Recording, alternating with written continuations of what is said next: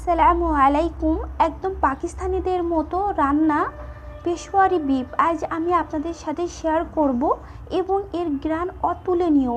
এই পেশোয়ারি বিফ এর মশলা কম হওয়ার কারণে এর স্বাদ অতুলনীয় লাগে এবং খুব মজাদার লাগে। আর এই মাংসটা অনেকটা সফট। এর মূলত পেশোয়ারি বিফ রান্নায় মশলা কম লাগে। পাকিস্তানিদের মতো আসল স্বাদ পেতে হলে বাসায় তৈরি করুন এই রকম পেশোয়ারি বিফ রান্না। আর এই পেশোয়ারি বিফ রান্না করতে আমার যা যা লাগছে চলুন। এখানে আমি 300 গ্রাম মতো আলু নিয়েছি, 500 গ্রাম মতো নিয়েছি গরুর মাংস, চর্বি এবং হাড় সহ মাংস নিয়েছি। এই মাংসটা আমি ধুয়ে পরিষ্কার করে নিয়েছি।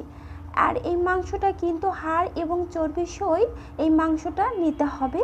তো এদিকে আমি একটি ফ্রাই প্যানে আগের থেকে গলানো বাটার নিয়েছি এবং 1 চা চামচ মতো ঘি নিয়েছি। আর আপনারা রান্নার রেগুলার তেল নিলেও হবে। এখন এই ফ্রাই প্যানের মধ্যে আমি মাংসগুলা এবং আলুগুলা দিয়ে দিব। সব দেওয়ার পরে এখন আমি ভালো করে নেড়ে চেড়ে এর মধ্যে আমি কাঁচা মরিচ পেস্ট করে রেখেছিলাম সেখান থেকে দিয়ে দেব 1 চা চামচ মতো, আপনারা কমিয়ে বা বাড়িয়েও দিতে পারেন। আর এখানে অ্যাড করব আদা এবং রসুন পেস্ট 1 চা চামচ দিয়ে আমি ভালো করে এই মাংস এবং মশলা সব একসাথে মিশিয়ে নেওয়ার পরে এখানে স্বাদ মতো লবণ অ্যাড করে দিব। লবণটা দেওয়ার পরেও আমি এখানে সব উপকরণ একসাথে ভালো করে মিশিয়ে নিচ্ছি। যখন মাংসটার থেকে এরকম তেল ভেসে উঠবে, ভাজা ভাজা হবে, তখন আমি পর্যাপ্ত পরিমাণে পানি অ্যাড করে দিব। আপনারা আপনার কতটুকু ঝোল পছন্দ করবেন সে অনুযায়ী ঝোলটা রেখে এখন এর মধ্যে কাঁচা মরিচ আমি দিয়ে দিব, আস্ত কাঁচা মরিচ 5টা মতো। একটু নাড়া দিয়ে আমি ঢাকনাটা দিয়ে ঢেকে রেখে দেব ঝোলটা একটু টেনে আসা পর্যন্ত।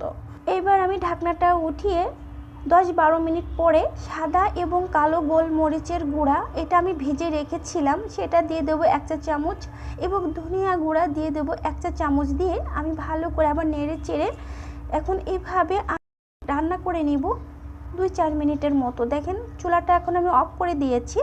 এখন তেলটা উপরে ভেসে উঠেছে। এখন গরম গরম পরিবেশনের পালা।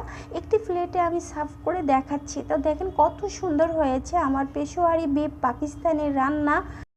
আপনারা সহজেই ঝটপট কিন্তু এই রান্নাটা করে ফেলতে পারেন বাসায়।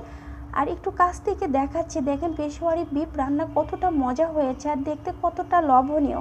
আর এই রান্নার ঝোলটা কিন্তু পাতলাই রাখতে হবে।